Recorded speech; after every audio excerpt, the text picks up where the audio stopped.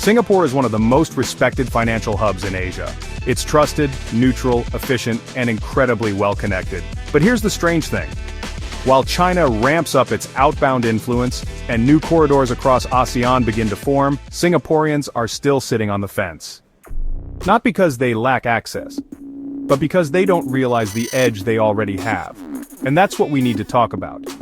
The hidden advantage Singaporeans have in this new wave of China-led trade, and why so few are actually using it.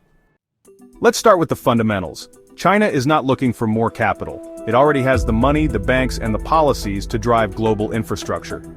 What it needs now is structure. Partners who can manage compliance, legal design, financial clearing, and neutral trust, especially in ASEAN. And that's exactly what Singapore provides.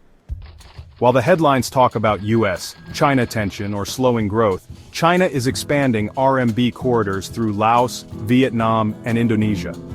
Policy banks are issuing credit in Tier 2 cities. Rail and port connectivity is being upgraded quietly. And the deals being signed? They need someone to hold the pen, manage the flows, and anchor the back end. Singapore has the ability to do all of that. With credibility.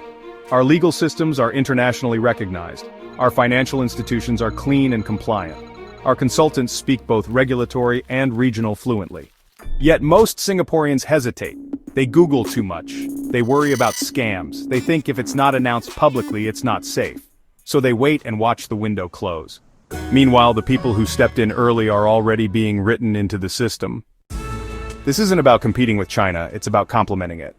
China has already chosen its path: outbound integration, regional infrastructure control, and long-term settlement in RMB. That plan is in motion.